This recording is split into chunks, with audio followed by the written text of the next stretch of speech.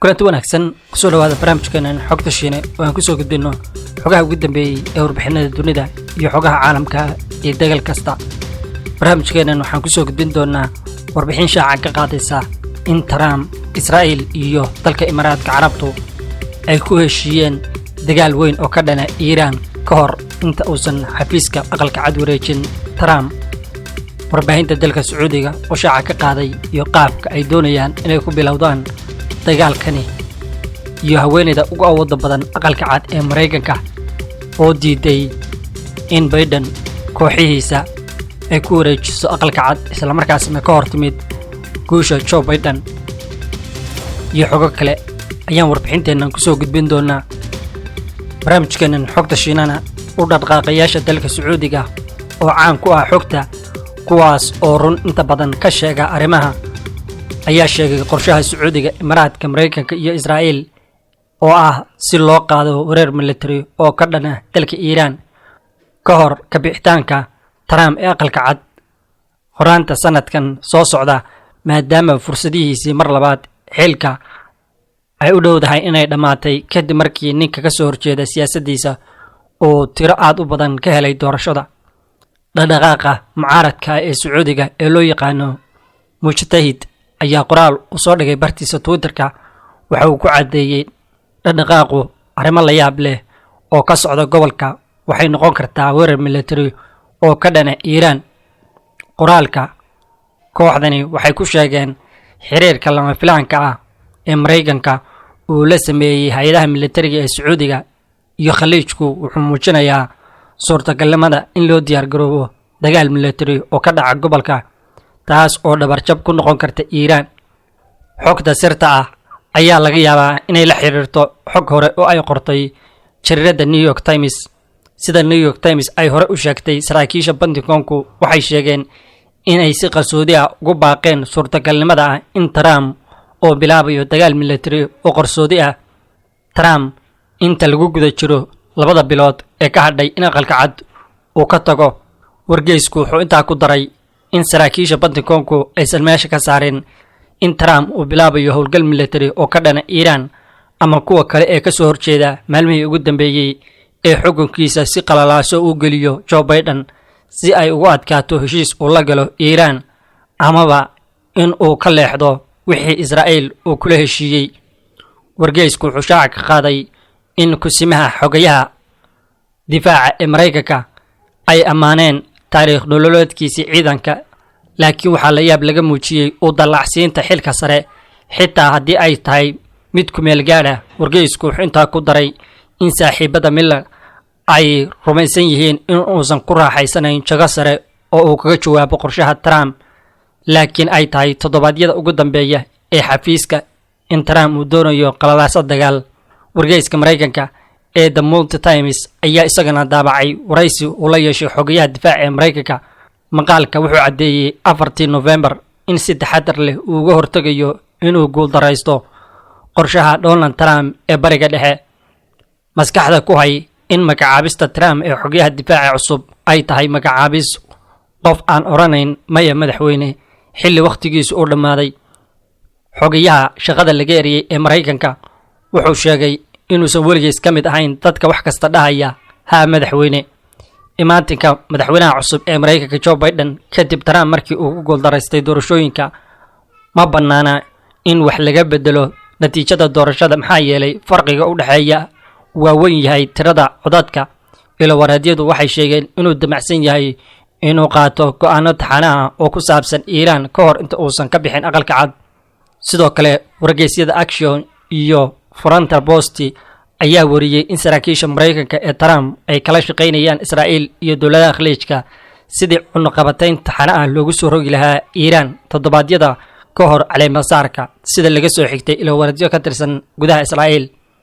Elliot Abris oo ah ergeyga gaarka ah ee maamulka Mareykanka ee arrimaha Iran ayaa xaddii u aaday qorshahan Israel si looga wada hadlo cunaqabatayn la qorsheeyay ra'iisul wasaaraha Israel Benjamin Netanyahu iyo la taliyihiisa amniga iyo sidoo kale wasiirka difaaca ee Mareykanka ayaa ka mid ah qorshahani oo kula kulmayo ergeyga Mareykanku. ilowaradyada Israel waxay sheegeen in tallaabooyinka maamulka Trump ujeedkoodu yahay in lagu soo rogo tiradii ugu badnayd ee cunaqabatayn kaas oo Israa'iil Trump iyo dalalka khaliijku ku doonayaan cadaadiska Iiraan ka hor inta awoodda aan lagu wareejin Biden. Ilahaasi waxay xaqiijiyeen Mareykanku si weyn inuu u beegsan doono hay'adaha Iiraan ilo xogogaala oo arrintan la socdana waxay shaaca ka qaadeen in ergeyga Mareykanka uu sheegay in cunaqabataynta cusub la shaacin doono toddobaad ka hor maalinta caleemasaarka. waxay sharaxday warbaahinta Mareykanku cunaqabataynta ayaa ka duwan barnaamijka nukliyeerka Iiraan waxayna la xiriiri doontaa barnaamijka gantaalaha balaastika ee Iiraan gargaarka ururada argagixisada iyo xadgudubyada xuquuqda aadanaha. xogayaha arrimaha dibadda Mareykanka Mike Pompeo waxa uu iman doonaa Israa'iil 19 November sida laga soo xigtay saraakiisha Israa'iil iyo Mareykanka. wargeyska Axios safarka uu ku tagay gobolkaasi waxa uu ujeedadiisa ku sheegay cadaadis in la sii saaro Iiraan. axadii madaxweynaha Iiraan Xasan Ruuxaani wuxuu sheegay in Biden ay tahay inuu ku laabto heshiiskii 2015 si magdhow looga bixiyo qaladaadkii hore ee Mareykanka. Biden wuxuu xaqiijiyay inuu ku laaban doono heshiiska haddii Iiraan ay dib u dhigto dhammaadka ka bixitaanka xeerarka heshiiska kadib markii Trump uu ka noqday oo uu carqaladeeyay heshiisyadaas. dhanka barnaamijkan Emily Mavi ayaa hadda ah gabadha ugu awoodda badan Mareykanka iyadoo gacanteeda kaliya ay ku jirto furayaasha aqalka cad iyada laga saxiixin ama ogolaansho laga helin. midkoodna Biden iyo kooxdiisu hadda kuma wareegi karaan ama xitaa ma heli karaan lacagta federaalka oo ay ku dhisaan Biden kooxdiisa uu hogaamin lahaa aqalka cad.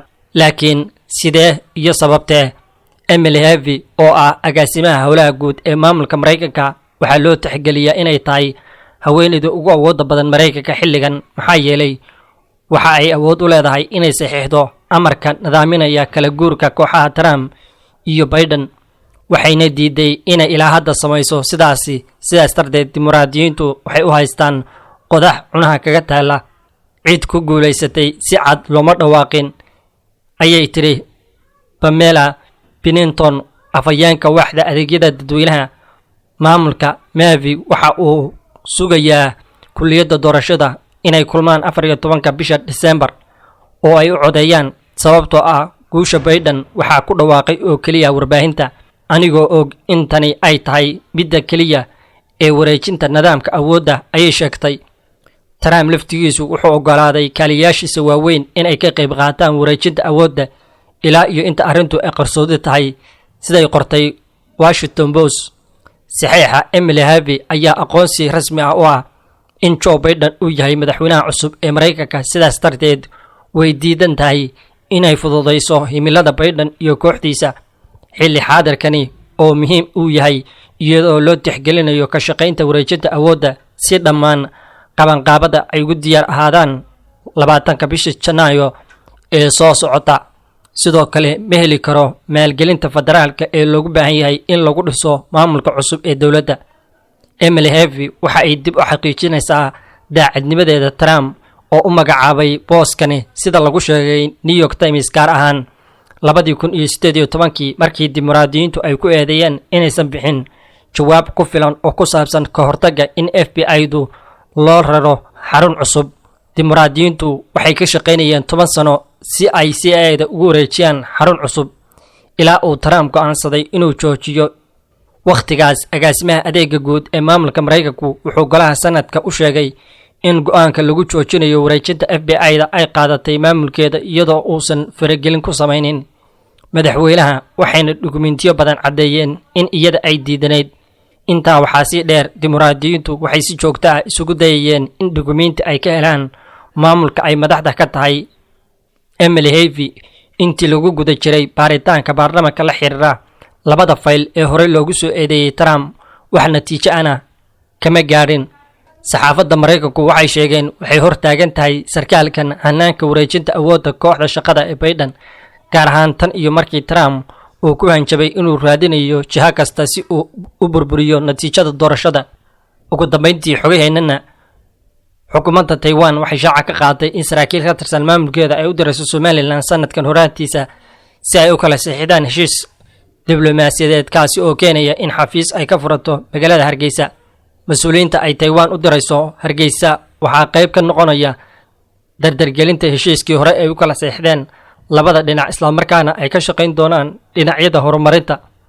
waftiga Taiwan ayaa dhawaan gaari doona Somaliland kuwaas oo soo indhayn doono arrimaha beeraha isgaarsiinta iyo mashaariicda caafimaadka ee maamulka Somaliland sida lagu sheegay qoraal ka soo baxay wasaaradda arrimaha dibadda ee Taiwan. sidoo kale waxay xubnahaasi hogaamin doonaan gargaarka ay Taiwan ugu tala gashay Somaliland oo uu hogaamiyo madaxweynaha Somaliland Muuse Biixi Cabdi dhamaadka November. sanduuqa iskaashiga caalamiga ah iyo horumarinta ee loo soo gaabiyo ICDF ayaa koox gargaar u diri doona Somaliland si ay u furaan xafiiska saldhigga u noqonaya shaqada laga bilaabayo Somaliland iyo Taiwan ayaa xiriir wanaagsan oo diblomaasiyadeed kala galay kaas oo si weyn ay uga hor yimaadeen dowladda Soomaaliya iyo dalka Shiinaha. dad badan waxay qabaan in hanaanka in haddii uu meesha ka baxo maamulka Trump uu culays ku noqon doono siyaasadda Taiwan iyada oo madaxweynaha cusub ee Mareykanka Joe Biden uu doonayo in wada hadal uu la furo Shiinaha. waxyaabaha ugu badan ay ka wada hadli doonaan waxaa ka mid ah qorshaha in Taiwan diblomaasiyadeeda ay joojiso Mareykanka. xogaheena intaan ku soo gabagabayn doona intaan qaybta labaad waxiisa badan idiin soo gudbin doono nooli kulante